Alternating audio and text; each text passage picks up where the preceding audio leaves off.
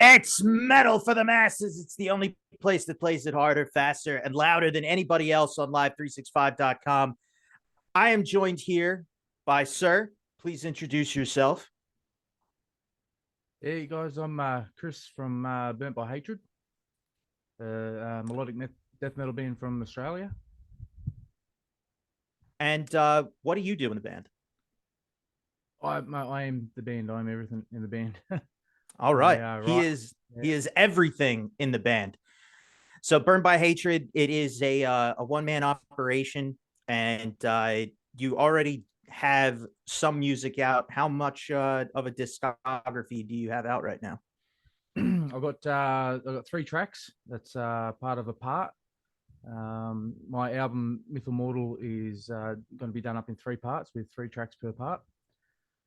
I've got part two coming out tomorrow, actually, Oh. which is pretty exciting, and part three is still in production. So tomorrow is I it see it's weird because like I'm so used to Eastern Standard Time that I got to know what tomorrow we're talking about here. So it's tomorrow for you guys, Australia, That's because right now it's the second. You're in the third, so it's March 4th for you. right. Yeah. God, time is amazing. Uh, so yeah, and speaking of Australia, I do want to say that congratulations, you're the first Australian band I have interviewed here on my show. So no pressure, but you are now the benchmark. It's an easy benchmark. All right, perfect.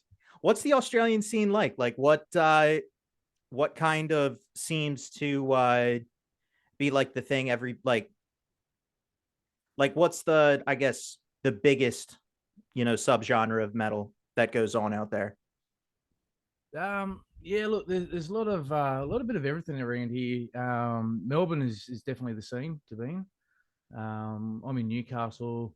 The scene's what I'd say is pretty small here. Brisbane's got a pretty decent death metal scene up there, which is not bad. But yeah, it's getting bigger and bigger in Melbourne, which is good to see. Like there's so much stuff coming out at the moment. A lot of producers down there putting out some quality stuff as well, which is good to see. Newcastle, we've got venues opening and closing, so it's kind of hard to gauge where we're at. You know, we've had a couple of bands that are now sort of coming in, and a couple have faded out. So the scene's always changing, which is hard to sort of keep up with. But there's some good stuff getting around. Me personally, I have a 17-year-old son, so trying to get him out to see some of the bands and whatnot is a bit challenging because a lot of the gigs here are over 18. But there's a place in our local area that's just opened up that's going to start doing some all age gigs, which is pretty cool. That's pretty awesome. Speaking of you know, we're talking about the Australian scene. You're talking about how you're trying to get your son into that. How did you yourself find yourself inside of the metal scene out there? Like what bands got you into metal and you were like, you know what, this is what I'm gonna do.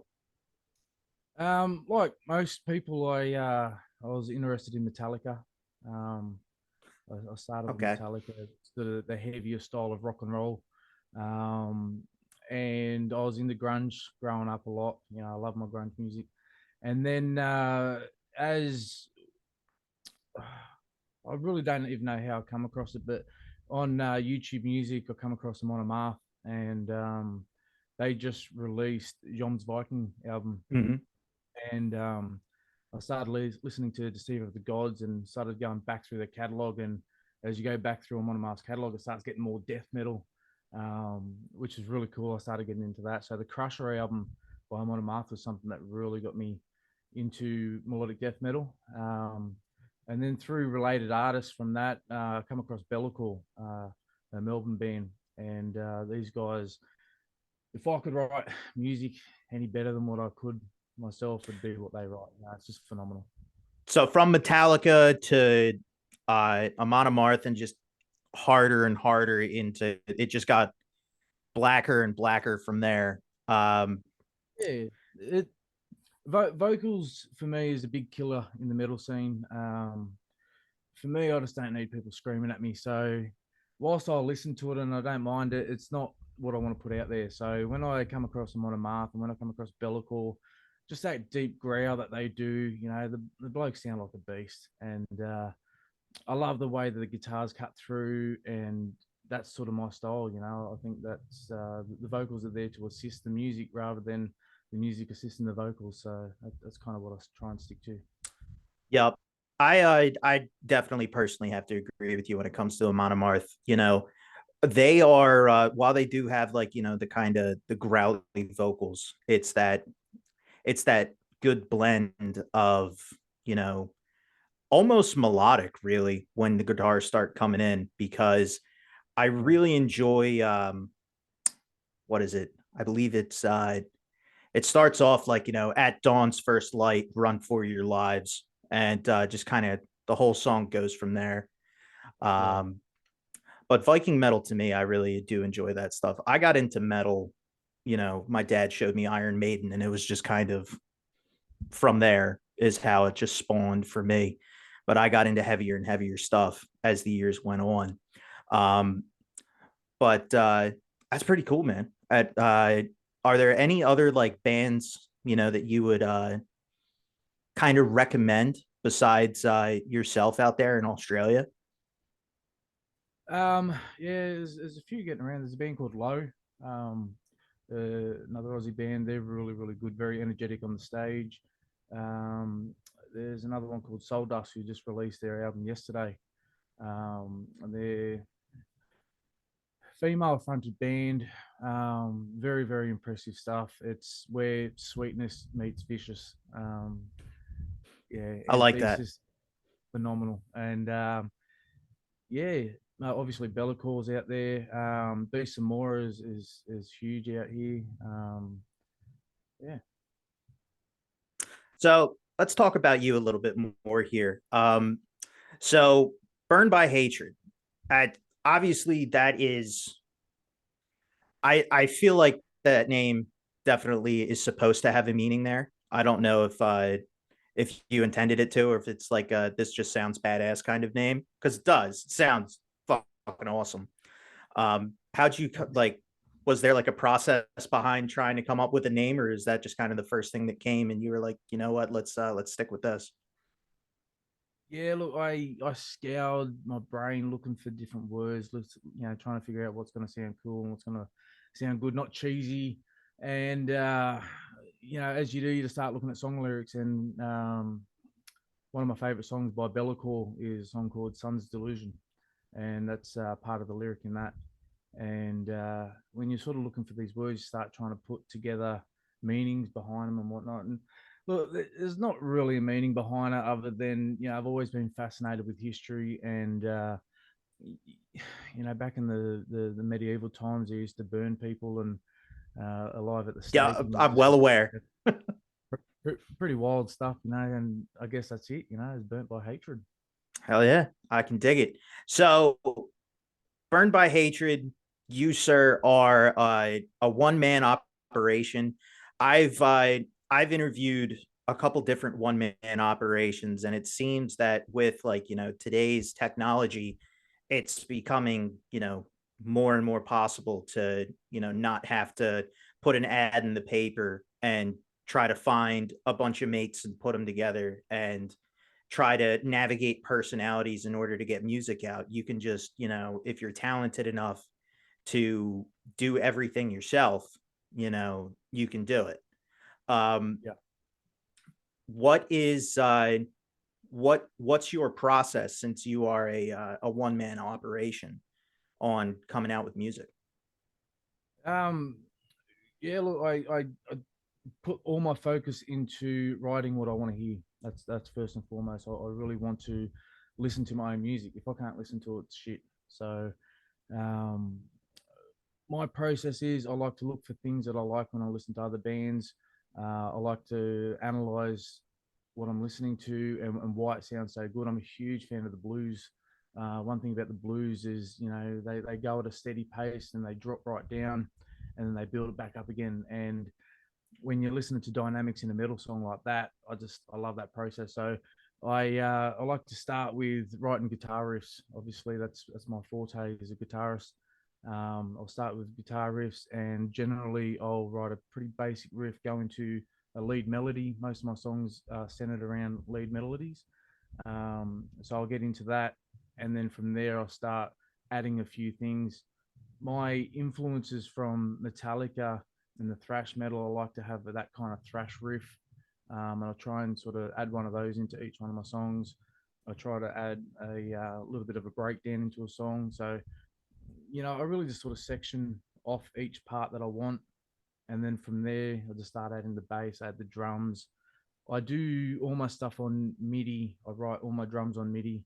And from there, I am able to control exactly how many hi-hats to hit. I'm very fussy with what I got.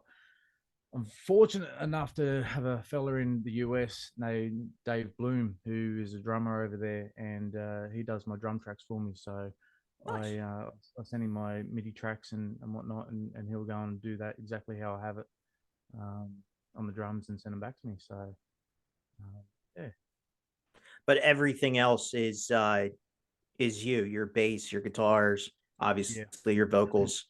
That's really yeah. cool, man. I couldn't fathom trying to do all of those at one time. I can barely play bass, let alone, try to sing and then try to figure out guitar. Chords are just not something that works well with me, man. That's why I like to strum on the bass guitar. Uh, but that's really cool, man. It's something that I always like enjoy hearing is the process that like one man outfits or just one person outfits such as yourself do because at the end of the day it's like you're pulling yourself up by your own bootstraps pretty much to get out there and to get your art, to get what you want to hear, like like you said, if it's this is the music that you want to listen to. If it's not that, it's shit. That's you're doing it yourself. You're not just being some pleb sitting on the internet complaining about you know not getting what they want out of the music scene. Yeah. And I respect it.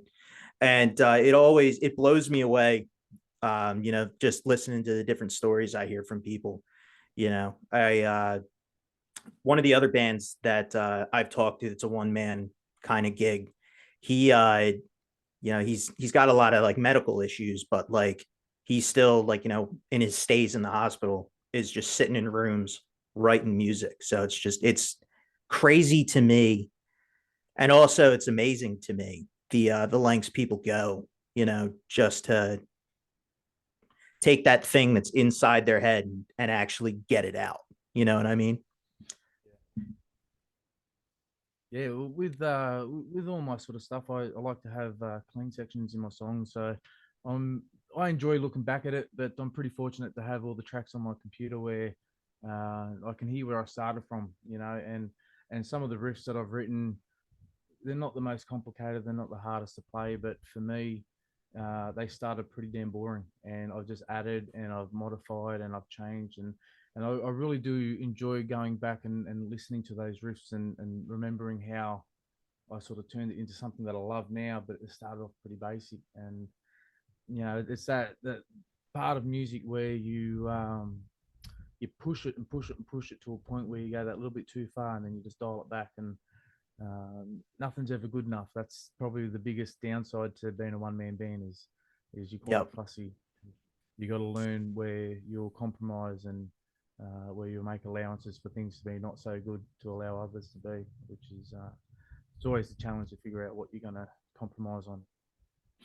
And I understand that coming from a kind of a lifestyle where it's no compromises. It does get tough to have to make that call sometimes. But like you're saying, man, where like even you go back and you listen to like where you started and you've listened to your improvement, to anybody that I would say would be discouraged at first, like trying to do what you're doing or like any other kind of like one man operation is, or just anybody trying to get their band off the ground. Maybe it's not a one man, maybe it's like a two guy thing or like, a full outfit. Think of it like, what are those things? Think of it like a granite cube. you know, all these like Roman pillars, all of the statues, all of the everything, you know, the pantheons of Greek god sculptures that they have, you know, they started off as like a, you know, a cube almost. And that artist had to sit there and sculpt it, you know, and just, they didn't want to do it half the time, but they saw it in their head and they kept, you know, chipping away. And eventually, you know, their craft got so good that they were able to put out these amazing pieces of work. So the same thing being a, you know, being a band, being a music artist, you know, you start off, you're not going to be the best to anybody picking up an instrument or just trying to sing or do something. You're not going to be, you know, James Hetfield or Bruce Dickinson or Ozzy Osbourne or, you know, Amon Amarth right off the bat. Like, you know, that, and you shouldn't strive to be them. You should strive to be, you know, your own version of it. You know, you should strive to be you. But Well, eventually, putting in the time, you will get to that point, like you're saying. yeah, yeah. Look, I just come across a reel on Instagram of Dave Grohl speaking about being a drummer and making it, and he said nothing really matters except for the fact that when he would go in and he'd play, he'd hit the shit out of those drums. You know, he would belt the That's it. living shit out of the drums. And he said, at the end of the day, I didn't need microphones because of that. And people knew that, and people seen that, and they realized, and that's what made people respect him as a musician. And I think that's probably one of the most important things that we've got to remember is that, you know, if you constantly try and model yourself after other people, then you're just going to be a half-assed version of that. Whereas if you be yourself and let your influences come out, then you're going to have something special, and you're going to be able to show the world that, you know, which is pretty cool. Exactly. Now, to kind of stay on point right there, you know, a lot of the things that like I tend to see in the music scene. And again, I always I always humbly say I'm just some prick on the internet. Uh, it's funny, but you know, it kind of keeps you in a mindset. But stuff that I see, you know, with a lot of like younger bands is a lot of them try a lot, like especially in like the metalcore scene. I know everybody's like the metalcore scene, but you're starting to see a lot of bands sound the same, and Mm. we can even get out of the metal genre entirely. You can go over to like, I guess it's still the rap genre. I don't know really what it's called anymore, just because it doesn't. I'm a product of the 90s, so it's rap is old school R&B for Yeah. me, and whatever it's evolved into now, it just is not it. But a lot of, I can't go a day without, you know, hearing somebody that sounds exactly like the last band that came before them. They have a name that's almost exactly like the band that came before them. If it starts with a little or it starts with whatever, um, Yeah. it's it's kind of been something that I've noticed, that being yourself kind of has become against the mainstream music scene. It's become not the corporate way to do things. They kind of want you to be inside of a box and try to deem you as profitable. Yeah. Um, what are your feelings and thoughts on that? Yeah. Look, I'm extremely fussy with what I listen to. So if it doesn't jump out and capture my attention, then it's just background noise, you know. And I mean, if you want to be a band to do that, go for it. But if you want to be something special, then get out of that box, you know. Like if it's about making money for you, we'll jump in the box, work to their template, and try and be the next one. But you know, if you want success within yourself, then I think you just got to worry about what you want to hear, what you want to put out there. You know, what's your skill? Is your skill copying someone else? Well, create a cover band, you know. But Exactly. if you want to do your own thing and accept the fact that you're not going to have many listeners, that's what's probably going to drive more people to listen to what you've got. Um, I I'm really slowly do. watching. Yeah, sorry. Sorry. I No. said I really do agree with that, you know, because at the end of the day, you're not an it's not called being an artist for nothing. You know what I mean? If there's a million people and they're all doing the same thing that Leonardo da Vinci was doing, then It's not it's special. not art. It's nothing No. special, you know? The fact that, you know, let's go back to the beginning of the interview, Metallica, Metallica had that thing that got you into it. Now, if it was if Metallica sounded like every other band, then it wouldn't have been it for you, man. It would have been background noise just like everything else. It wouldn't have been that special thing. It's because they were doing their own thing. They weren't, towing a line. I would kind of argue now they're kind of towing a line. They're the most paid band around the world. I'm sure that they're trying to keep it that way. Yeah. But in the very beginning, a lot of these artists, going back to the 80s, the 70s, the 60s, you know, they were definitely not towing any kind of corporate line. They were very much the enemy of the corporate scene. So they really had to, put their all into it and leave it all, on their albums or on the stage where they were performing. And that was going to be the testament of whether they were going to stand the test of time. A lot of these guys now, you know, I feel like we're talking about, feel that their way to, I guess, make it is to fit inside of a box, which is traditionally not metal. Metal is always about being outside of a box. Rock and roll is about not conforming to norms and pushing, the envelope. And that's how stuff gets, moved forward. Anything else, just it's stagnant and it's stale. Yeah. Yeah. Taking Justice for All, for example, like I get sick to death of hearing people whinge about not hearing Jason's bass. And it's like, who cares, man? Like, I don't think he even cares because look how successful that album was, man. It was huge. And that's because it's Yep. got no bass in it. And then when you hear the clips on YouTube where people have put bass in, it sounds phenomenal, but it doesn't sound different. And that's the problem is I think they realized they were at a point and they got to try something different, to which they did. Fighting against criticism or not, they didn't give a shit. They just did it, and it was successful for them. If I could remix it for them, I'd throw a bit of bass in there. But again, I just we all wanted that guitar tone, and the drums sounded phenomenal, thin and crispy. It was just, Yep. but it was something, and we all loved it. So, um, you got to be different. You got to try something different. You've got to experiment. And the big thing I guess with Metallica is I haven't even listened to the latest album, Death Magnet. I really think they should have kept it at Hardwired to Self Destruct. They didn't need to come out with 72 seasons. It's not. It's. I'm sorry, man. It just didn't feel necessary to me. It doesn't sound good personally.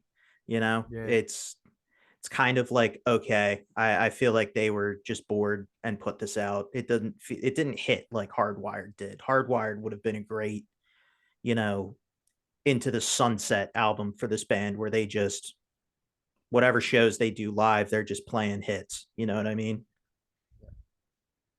yeah. Well, they had to change, and to stay relevant, they had to keep changing. And they brought Saint Anger out. Everyone hated it.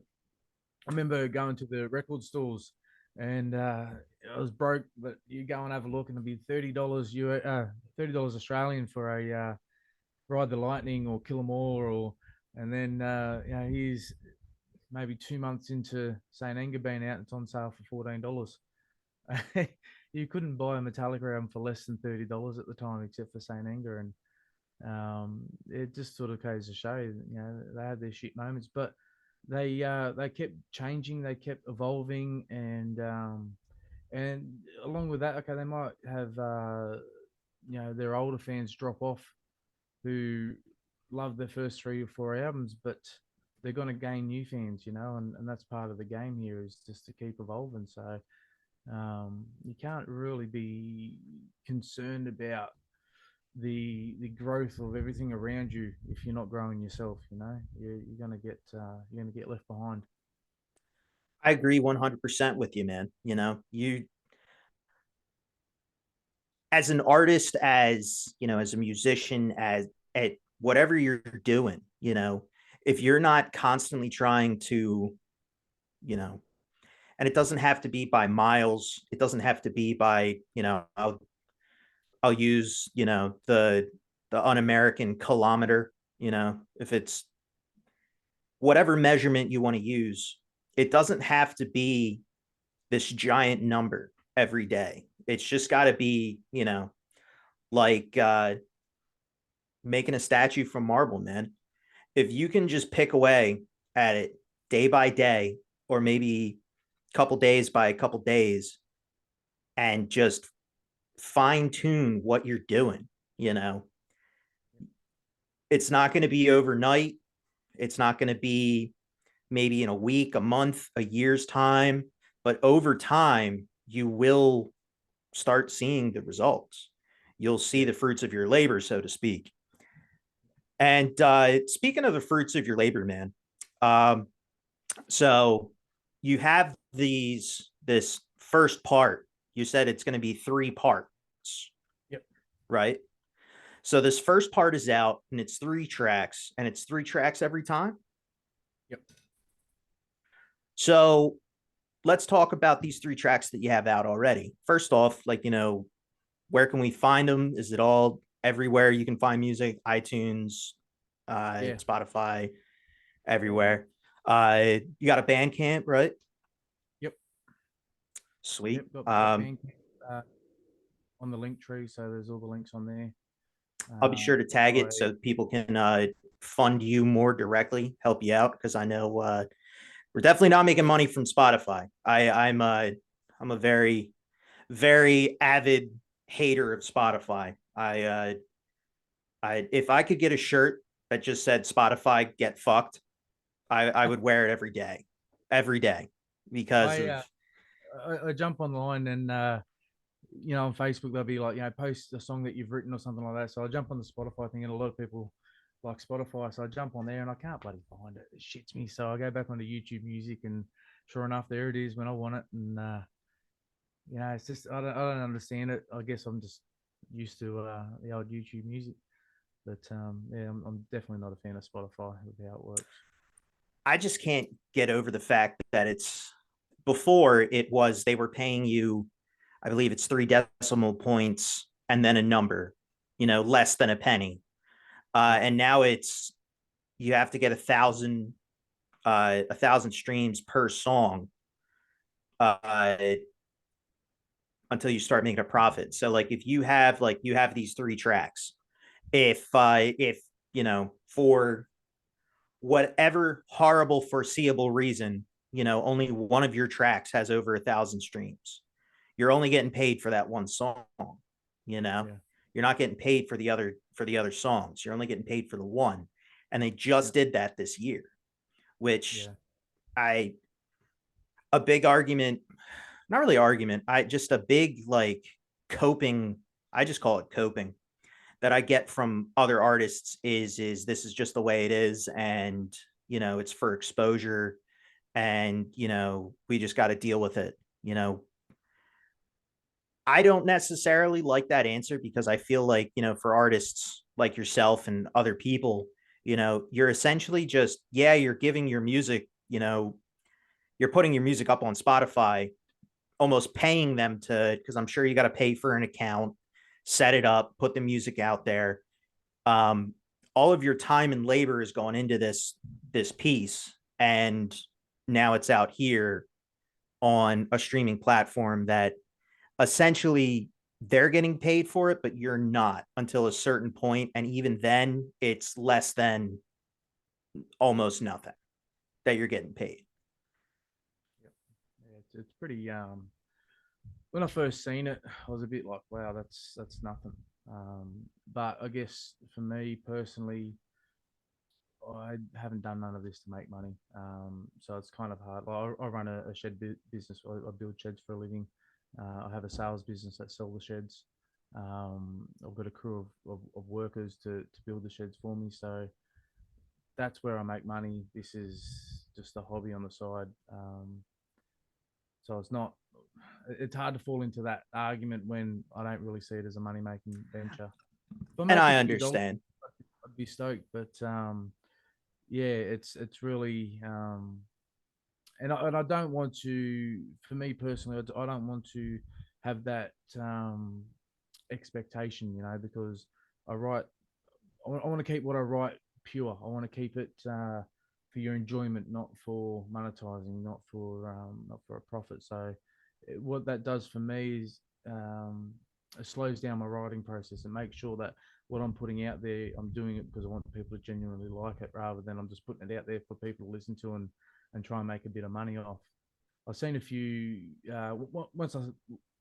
Once I put out part one, I started watching a few videos on YouTube on how to get more exposure and get that kind of stuff going. And I seen this one with this fella. I couldn't tell you his name, but he virtually said just put anything and anything out there. And the more he said, if you try and focus on making one song a hit, you will get so many views. But if you pop out 12 songs in the same amount of time, those views will all add up to the same amount anyway. So just keep getting content out there.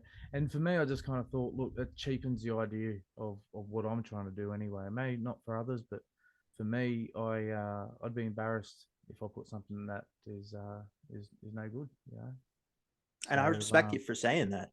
Um, it's definitely like maybe I didn't phrase what I was saying, very well. I don't like say it in a way where it's like, oh, like artists need to be paid money. What I say is it's just like I just don't see it as a reasonable pay to get paid less than pennies for work yeah, that you put I, out. I Now, agree. I don't want to I don't want to say that, you should put out like you're saying. Over time, because of like, what I call the mainstream corporate music scene and people that do care more about profit over the product, you know, the music industry has been cheapened. You do have a lot of bands that are out there that do solely care about profit, and it shows because you can listen to their music and you can just be like, this is absolute horse shit. And not to not to mince words, like, you can just say this is absolute shite, and go about your day and never listen to it again. You can kind of hear that it is just a bunch of nonsense that they put out. It'll appeal to some people who don't have that, that artistic kind of kind of mind, that depth, that ability to kind of look beyond what's right in front of them and kind of like take it all in. um I just I just I don't know. I trying to kind of put everything to words here.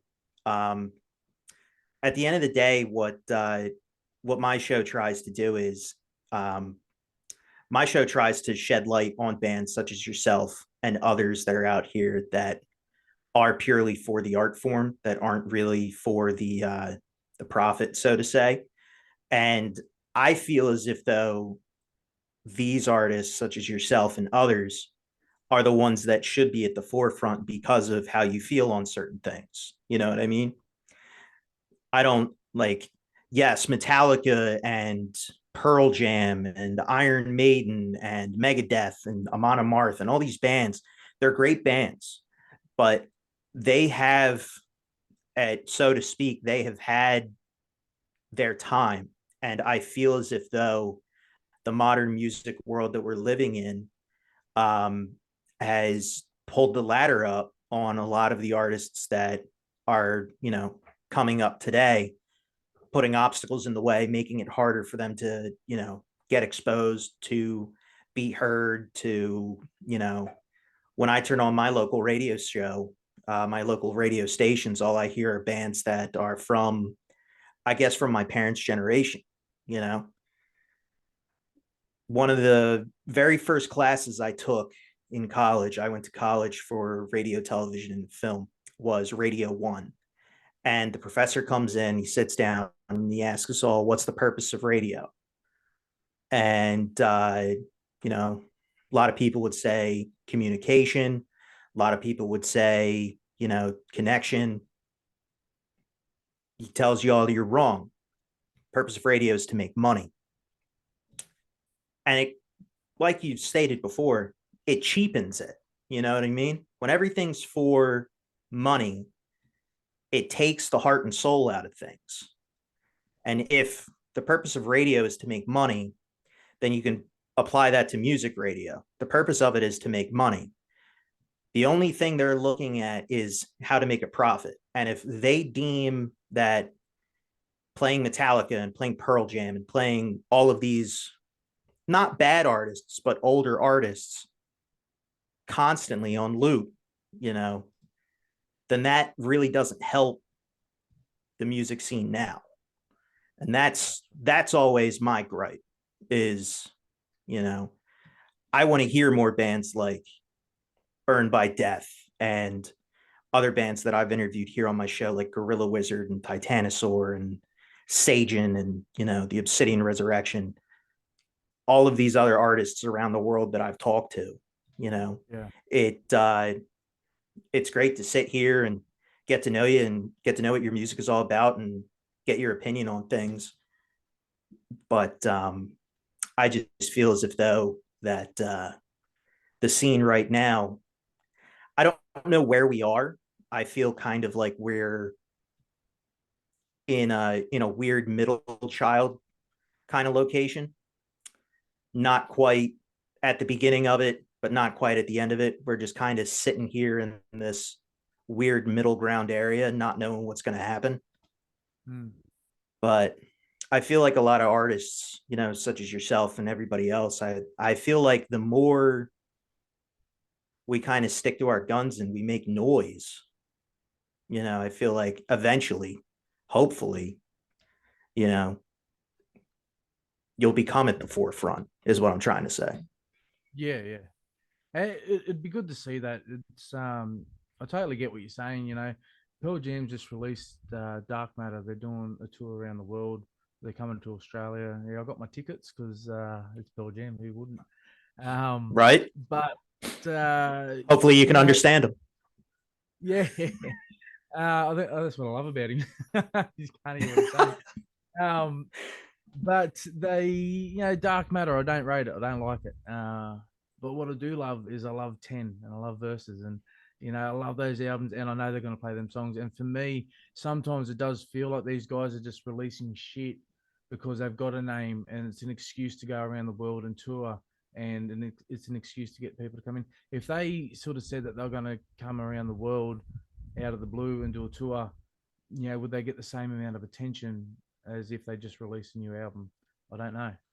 I feel like they need that sort of excuse to get themselves around there, maybe make themselves matter again. And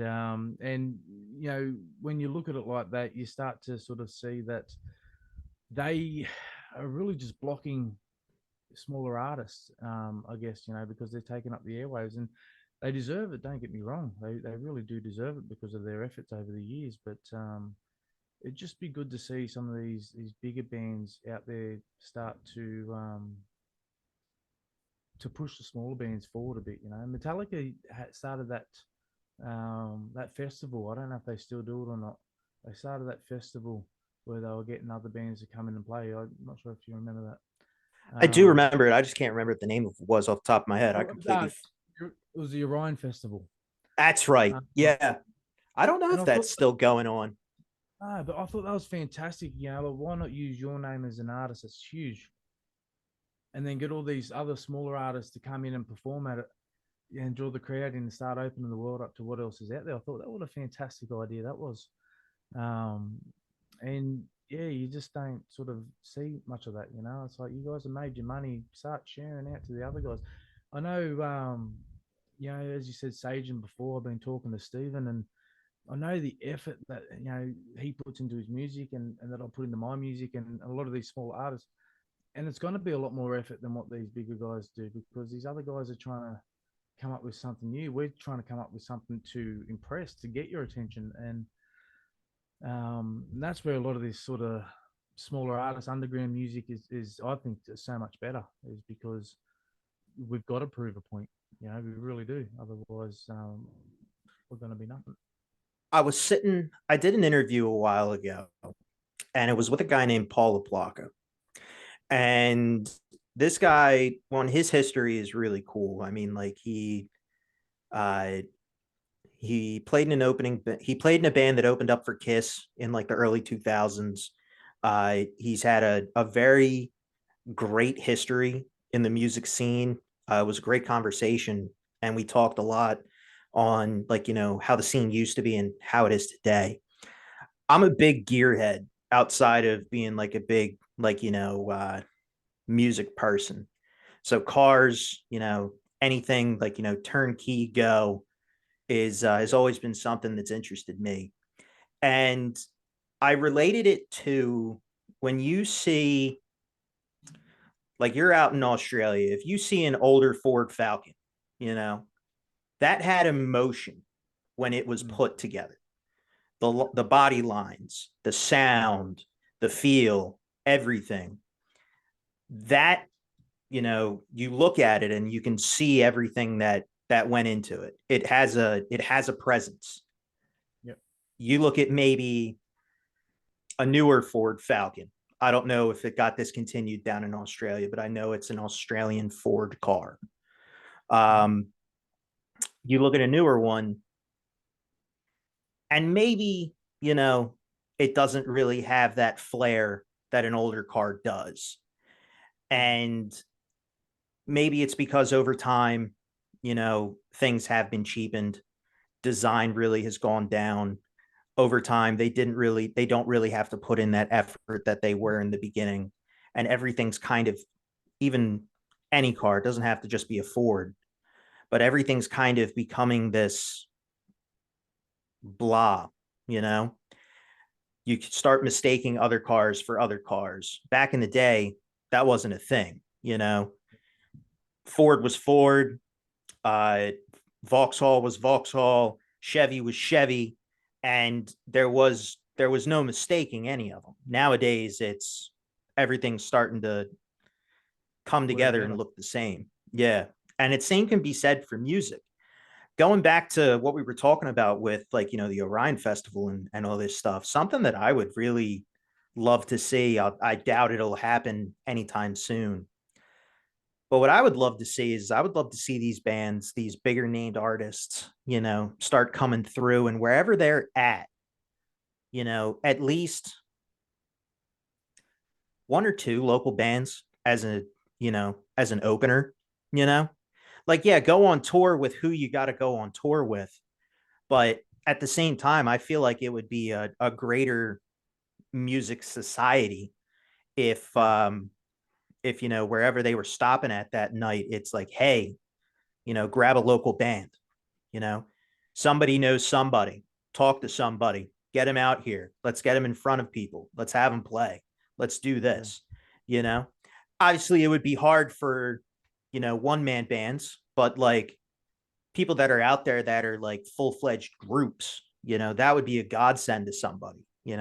Imagine somebody Yeah. coming around, like one of your favorite artists coming around and just being like, hey, like, we're going to give you the opportunity to come out here. Yeah. Here's your ticket. Are you ready? You know, I can't name a single person who would probably say no to something like that. And I think that anybody would be hard pressed to find somebody who would say no. But I feel like, that might be kind of a pipe dream kind of thing. But it would be nice, you think about ways that maybe the underground scene can kind of be brought to the forefront. That would definitely be one of them. Um, I know one of the last times I saw Iron Maiden, they went on tour with a band called the Raven Age. And I was like, oh, wow, that's really cool. They're bringing a band I've never heard of. But then you find out it's like uh, Steve Harris's son's band. and then you're like, oh, now I know how they're here. There's that family tie connection. But it would be nice if, you know, if it was just a random band that, somebody just decided, hey, come on tour with us. That'd Yeah, be awesome. Because yeah, that's how these guys started. They would be openers for yeah. way bigger bands than them back in the day. But these days you really don't see that kind of shit happening. It's that weird, like, they they had to do it, but now it's, oh well, I did this, or like a why should I do this kind of mentality. Yeah. They so when Amon Amarth come out to Australia back in, I think it was 2019. I got to go down and see them in Sydney, and they brought Sabaton. I can't stand Sabaton. No discredit to the lads, but it's just not my style. But they brought Sabaton, and it was really disappointing that they couldn't have gotten, say, our local Bellacore band from Melbourne to play along, because Amon Amarth is, I mean, how I got into Bellacore was simply because of Amon Amarth, and they're both melodic death metal. I thought it really would have complemented each other Right. by doing that. But instead, they bring Sabaton, and I was really just waiting for the first set to be over so we can go and watch Amon Amarth play. Right. But then when Bellacore just did their Coherence album tour up and down the coast of Australia, they every city that they went to, they had made sure that they got two local bands to play at the Oh, venue that's for awesome. the support acts. And that's how I got into, say, Soul Dusk and Ascended, was by going to a Bellacore show and seeing it. And Low, these guys are really, really good musicians and great songwriting. And it's because of a small time local band. And I mean, Bellacore's getting a lot of traction in the mellow death scene, but they're still very small time, and they're not making a living off the music. I believe that they're all got jobs that they've got to do on the side, but it's just, these guys are you know doing that for the smaller bands, yet the big guys, the really big guys, they don't, and it's really, it's ego. I feel it's ego. No one, I guess, no one wants to play a show and be the headline and then have the support act outdo them, But um, that's what it's about, though, isn't it? Touching the hearts of the It's people that want to pay for it. it's you know I, it's like farming, man. Eventually you have to sow the seed for the next crop, for the next plant, like, for the next harvest season, man. If you never do that, then the crop that you do have just withers away to nothing, Mm. and then you have nothing. It's that's how it works. Something that, to kind of go along with what we were saying, um, it's weird that this happened, but I'm into a really great band. They're a melodic black metal band called Harakiri for the Sky. And they are kind of from like the German, like Norwegian area, that European area. And they're huge over in Europe, but they're not as big over here. And they came over last year and did their first show. And I've been following this band for like 7 years. So they finally came and did a show over here in Philadelphia, Pennsylvania. And it was a very small, hole in the wall, standing room only venue, because, they're not a stadium band over here like they're a festival band over in Europe. They're not big over here like they are over there. And they were the headliner, but all the bands that opened for them were bands that I'd never heard before. And at least three of them were bands that after that night, I ended up going and downloading music, researching on, because I liked them. They were good. And if not for that, I wouldn't have known about it. But like you're saying, it's weird that a band that is not from you know, my neck of the woods, my country, like not even from the United States, was one that could do that for me, playing a small local venue because they weren't playing this big stadium tour. But like bands that I've seen in the past that are these big name artists don't do that. You know, it is something that it's almost infuriating, you know, when you think of how these artists started. Um, Yeah. and I guess, you know, a lot of people would probably tell you where you're would probably tell us that we're just being ungrateful, like you would tell like your child, I bet. But I think at the end of the day, like, you know, you do need to remind people like, hey, like you had to start somewhere just like I'm starting somewhere. And somebody gave you your shot, you know, and if somebody didn't do that, then you wouldn't be here. You know, we can argue that you wouldn't be here. So for a lot of these artists to essentially not give other artists their shot, you know, it's just hypocritical at the end of the day, you know. But I feel like sitting here complaining about it just isn't the thing to do. Um, yes, we can complain about it. It's good to vent frustration out about, you know, what we find wrong with the music scene. But I think at the end of the day, the only way to really fight the good fight is like, you know, do what you've been doing, do what every other artist has been doing, and just putting in the time piece by piece, perfecting your craft, putting it out there and seeing what sticks, you know. Yeah. At the end of the, you know, at the end of it all, it even if it doesn't stand the test of time, you know, fuck it, you know. You made your music. Yeah, man. Telling stories. Yeah, that's it. Oh man. Well, sir, I think this has been a wonderful conversation. I hope you feel the same. I hope we're not missing anything. No, I agree. Uh No. Perfect. I do just want to have you kind of give yourself a little bit of a plug, you know. People can find your music everywhere. Just you know, I guess just restate your name, restate your band, what's out there, how can people find you? Yeah. Yeah, look, Burnt by Hatred, Myth Immortal is the album that I've been putting up part by part. Part two comes out tomorrow, the 4th of March. My name's Chris. I'll do the whole lot. Yeah, check it out. You won't be disappointed. Fuck yeah. And you've been tuned in to Metal for the Masses.